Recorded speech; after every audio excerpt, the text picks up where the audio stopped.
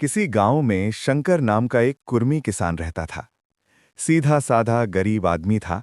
अपने काम से काम, न किसी के लेने में न किसी के देने में। छक्का पंजा न जानता था। छल प्रपंच की उसे छूत भी न लगी थी। ठगे जाने की चिंता न थी। ठग विद्या न जानता था। भोजन मिला खा लिया, न मिला चबेने पर काट दी। चबेना भी न मिला तो पानी पी लिया और राम का नाम लेकर सो रहा।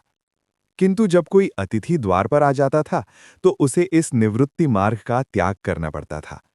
विशेषकर जब साधु महात्मा पदार्पण करते थे तो उसे अनिवार्यतः सांसारिकता की शरण लेनी पड़ती थी। खुद भूखा सो सकता था, पर साधु को कैसे भूखा सुलाता? भगवान के भक्त जो ठहरे। एक दिन संध्या समय एक महात्मा ने आकर उसके द्वार पर डेरा जमाया। तेजस्वी मूर्ति थी। पीतांबर गले में, जटा सिर पर, पीतल का कमंडल हाथ में, खड़ाऊं पैर में, ऐनक आंखों पर। संपूर्ण वेश उन महात्माओं का सा था जो रईसों के प्रासादों में तपस्या, हवा गाड़ियों पर देवस्थानों की परिक्रमा और योग सिद्धि प्राप्त करने के लिए रुचिकर भोजन करते हैं। घर में जौ का आटा था। वो उन्हें कैसे खिलाता? प्राचीन काल में जौ का चाहे जो कुछ महत्व रहा हो, पर वर्तमान युग में जौ का भोजन सिद्ध पुरुषों के लिए दुष्पाच्य होता है। बड़ी चिंता हुई, महात्मा जी को क्या खिलाऊं? आखिर निश्चय किया कि कहीं से गेहूं का आटा उधार लाऊं। पर गांव भर में गेहूं का आटा न मिला। गांव में सब मनुष्य ही मनुष्य थे, देवता एक भी न था। अतएव देवताओं का खाद्य पदार्थ कैसे मिलता? सौभाग्य से गांव के विप्र महाराज के यहाँ से थोड़ा सा मिल गए। उनसे 1.25 सेर गेहूं उधार लिया और स्त्री से कहा कि पीस दे। महात्मा ने भोजन किया, लंबी तान कर सोए। प्रातःकाल आशीर्वाद देकर अपनी राह ली। विप्र महाराज साल में 2 बार खलिहानी लिया करते थे। शंकर ने दिल में कहा, 1.25 सेर गेहूं इन्हें क्या लौटाऊं? पंसेरी बदले कुछ ज्यादा खलिहानी दे दूंगा, ये भी समझ जाएंगे, मैं भी समझ जाऊंगा। चैत में जब विप्र जी पहुंचे तो उन्हें 1.5 पंसेरी के लगभग गेहूं दे दिया और अपने को उऋण समझकर उसकी कोई चर्चा न की। विप्र जी ने फिर कभी न मांगा। सरल शंकर को क्या मालूम था कि ये 1.25 सेर गेहूं चुकाने के लिए मुझे दूसरा जन्म लेना पड़ेगा। 7 साल गुजर गए। विप्र से महाजन हुए। शंकर किसान से मजूर हो गया। उसका छोटा भाई मंगल उससे अलग हो गया था। एक साथ रहकर दोनों किसान थे, अलग होकर मजूर हो गए थे। शंकर ने चाहा कि द्वेष की आग भड़कने न पाए, किंतु परिस्थिति ने उसे विवश कर दिया। जिस दिन अलग अलग चूल्हे जले, वो फूट फूट कर रोया। आज से भाई भाई शत्रु हो जाएंगे। एक रोएगा, दूसरा हंसेगा। एक के घर मातम होगा तो दूसरे के घर गुलगुले पकेंगे। प्रेम का बंधन, खून का बंधन, दूध का बंधन आज टूटा जाता है। उसने भगीरथ परिश्रम से कुल मर्यादा का वृक्ष लगाया था, उसे अपने रक्त से सींचा था। उसको जड़ से उखड़ता देखकर उसके हृदय के टुकड़े हुए जाते थे। 7 दिनों तक उसने दाने की सूरत तक न देखी। दिन भर जेठ की धूप में काम करता और रात को मुंह लपेट कर सो रहता। इस भीषण वेदना और दुस्सह कष्ट ने रक्त को जला दिया, मांस और मज्जा को घुला दिया। बीमार पड़ा तो महीनों खाट से न उठा। अब गुजर बसर कैसे हो? 5 बीघे के आधे रह गए। एक बैल रह गया। खेती क्या खाक होती। अंत को यहां तक नौबत पहुंची कि खेती केवल मर्यादा रक्षा का साधन मात्र रह गई। जीविका का भार मजूरी पर आ पड़ा। 7 वर्ष बीत गए। एक दिन शंकर मजूरी करके लौटा तो राह में विप्र जी ने टोक कर कहा, शंकर, कल आकर के अपने बीज बैंक का हिसाब कर ले। तेरे यहां 5.5 मन गेहूं कब के बाकी पड़े हुए हैं और तू देने का नाम नहीं लेता। हजम करने का मन है क्या? शंकर ने चकित होकर कहा, मैंने तुमसे कब गेहूं लिए थे जो 5.5 मन हो गए?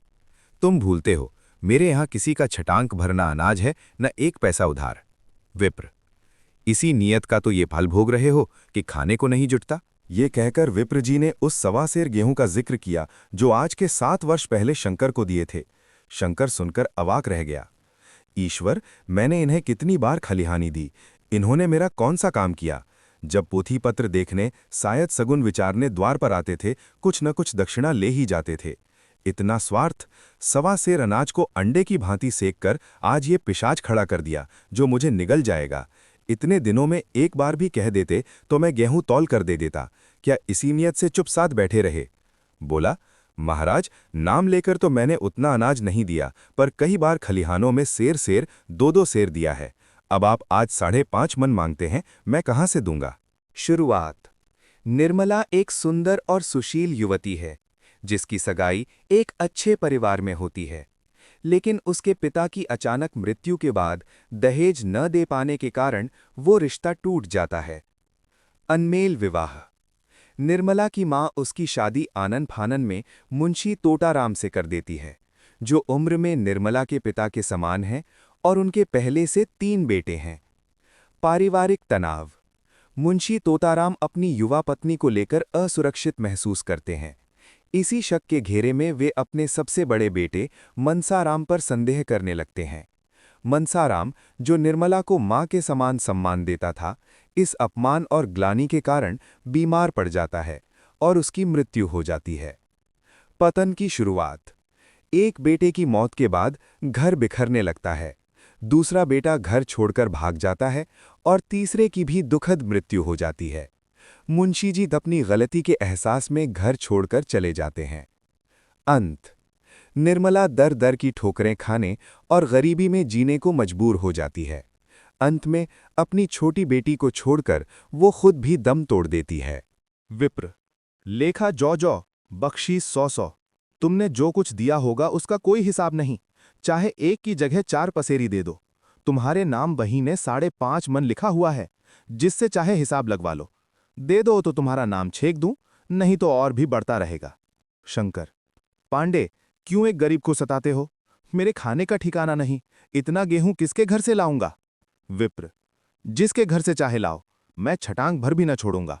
यहां ना दोगे, भगवान के घर तो दोगे। शंकर कांप उठा। हम पढ़े लिखे आदमी होते तो कह देते, अच्छी बात है, ईश्वर के घर ही देंगे। वहां की तौल यहां से कुछ बड़ी तो ना होगी। कम से कम इसका कोई प्रमाण हमारे पास नहीं, फिर उसकी क्या चिंता? किंतु शंकर इतना तार्किक, इतना व्यवहार चतुर न था। एक तो ऋण, वो भी ब्राह्मण का, वही में नाम रह गया तो सीधे नरक में जाऊंगा। इस ख्याल ही से उसे रोमांच हो गया। बोला, महाराज, तुम्हारा जितना होगा यहीं दूंगा। ईश्वर के यहां क्यों दूं? इस जन्म में तो ठोकर खा ही रहा हूं, उस जन्म के लिए क्यों कांटे बोऊं? मगर ये कोई न्याव नहीं है। तुमने राई का पर्वत बना दिया। ब्राह्मण होके तुम्हें ऐसा नहीं करना चाहिए था। उसी भड़ी तगादा करके ले लिया होता तो आज मेरे सिर पर इतना बड़ा बोझ क्यों पड़ता? मैं तो दे दूंगा, लेकिन तुम्हें भगवान के यहां जवाब देना पड़ेगा। विप्र, वहां का डर तुम्हें होगा, मुझे क्यों होने लगा? वहां तो सब अपने ही भाई बंधु हैं। ऋषि मुनि सब तो ब्राह्मण ही हैं, देवता ब्राह्मण हैं। जो कुछ बने बिगड़ेगी संभाल लेंगे। तो कब देते हो?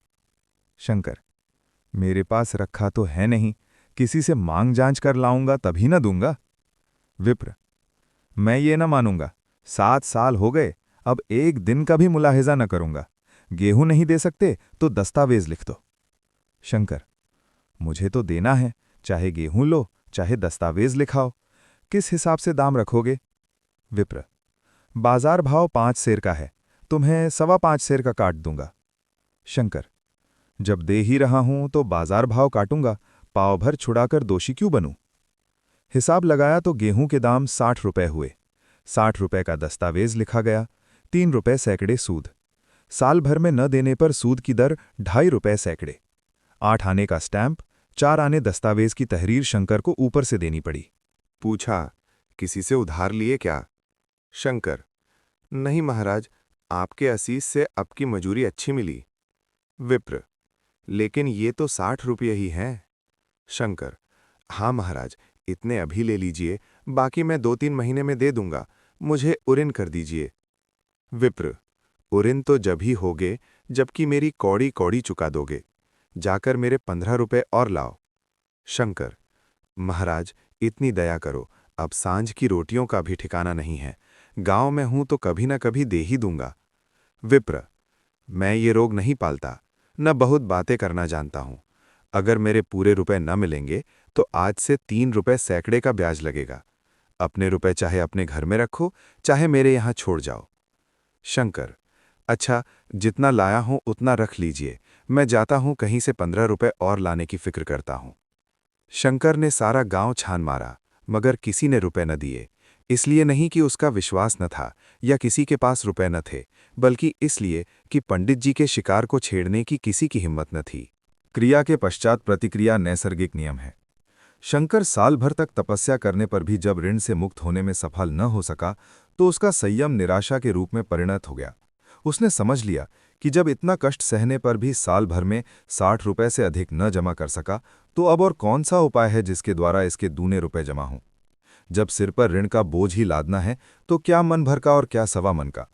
उसका उत्साह क्षीण हो गया, मेहनत से घृणा हो गई। आशा उत्साह की जननी है। आशा में तेज है, बल है, जीवन है।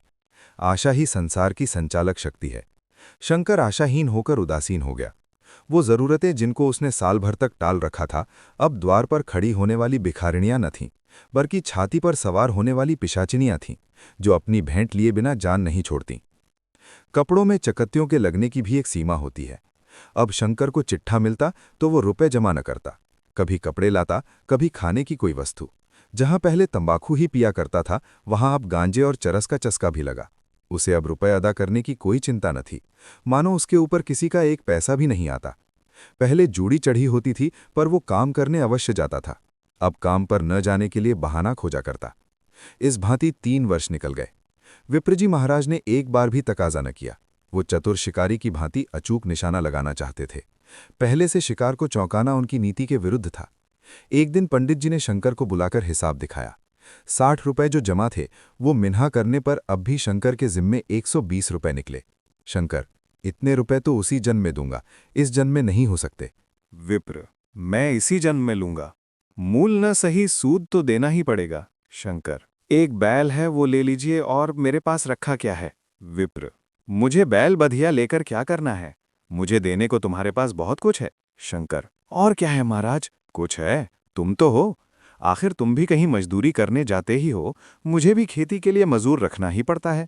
सूद में तुम हमारे यहाँ काम किया करो, जब सुविधा हो मूल को दे देना। सच तो यों है कि अब तुम किसी दूसरी जगह काम करने नहीं जा सकते जब तक मेरे रुपए नहीं चुका दो। तुम्हारे पास कोई जायदाद नहीं है, इतनी बड़ी गठरी मैं किस एतबार पर छोड़ दूं? कौन इसका जिम्मा लेगा कि तुम मुझे महीने महीने सूद देते जाओगे? और कहीं कमा कर जब तुम मुझे सूद भी नहीं दे सकते तो मूल की कौन कहे? शंकर, महाराज, सूद में तो काम करूंगा और खाऊंगा क्या? विप्र, तुम्हारी घर वाली है, लड़के हैं, क्या वे हाथ पांव कटा के बैठेंगे? रहा मैं, तुम्हें आधा सेर जौ रोज कलेवा के लिए दे दिया करूंगा। ओढ़ने को साल में एक कंबल पा जाओगे, एक मिर्जई भी बनवा दिया करूंगा। और क्या चाहिए? ये सच है कि और लोग तुम्हें 6 आने देते हैं, लेकिन मुझे ऐसी गरज नहीं है। मैं तो तुम्हें रुपए भरने के लिए रखता हूं। शंकर ने कुछ देर तक गहरी चिंता में पड़े रहने के बाद कहा, महाराज, ये तो जन्म भर की गुलामी हुई। विप्र, गुलामी समझो चाहे मजदूरी समझो, मैं अपने रुपए भराए बिना तुमको कभी न छोड़ूंगा। तुम भागोगे तो तुम्हारा लड़का भरेगा। हाँ, जब कोई नहीं रहेगा तब की बात दूसरी है। इस निर्णय की कहीं अपील न थी। मजूर की जमानत कौन करता? कहीं शरण न थी। भागकर कहाँ जाता? दूसरे दिन से उसने विप्र जी के यहाँ काम करना शुरू कर दिया। 1.25 शेर गेहूं की बदौलत उम्र भर के लिए गुलामी की बेड़ी पैरों में डालनी पड़ी। उस अभागे को अब अगर किसी विचार से संतोष होता था तो ये था कि वो मेरे पूर्वजन्म का संस्कार है।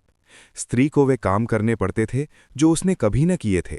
बच्चे दानों को तरसते थे, लेकिन शंकर चुपचाप देखने के सिवा और कुछ न कर सकता था।